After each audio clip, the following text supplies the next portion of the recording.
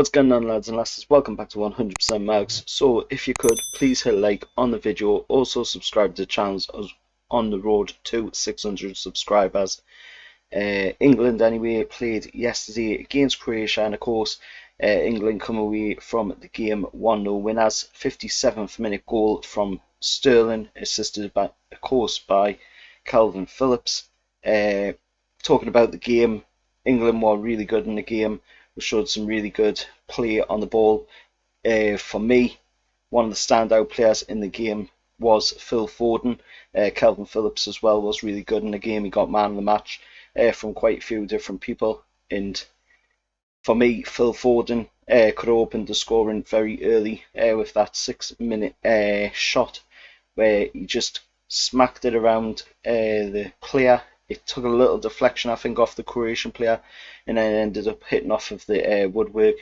But, you know, it's one of them things. At the end of the day, we didn't get the lead there, but then we eventually did take the lead in the 57th minute. It was the only goal in the game, unfortunately, but it's 3 points in the bag. We'll move on to the game against Scotland coming up on Friday, which is going to be a big game, obviously, with being a rival nation. It's going to be a huge game to play, and of course, looking at the England squad that played in the game yesterday as well, we've seen Pickford in goal, we've seen a back four of Walker, Stones, Mings and Trippier, we've seen a midfield three of Phillips, Rice and Mount. We've also seen a front three of Foden, Kane and Sterling.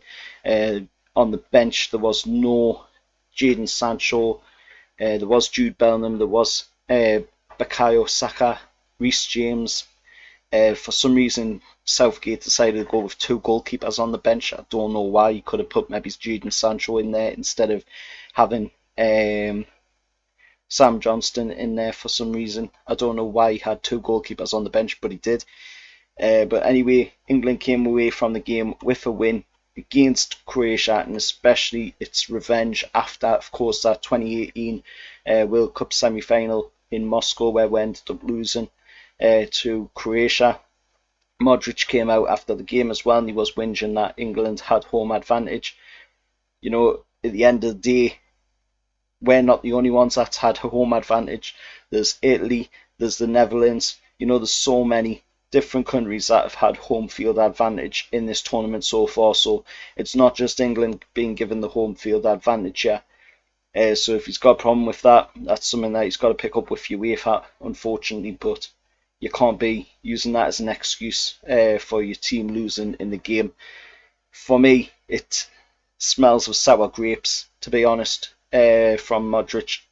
A very sore loser coming out with an excuse like that in a game, you know, where they didn't really perform, to be honest. Croatia just didn't show anything in the game. Until next time, remember to like, share, subscribe to 100% Mags, and I'll see you all later. However, lads.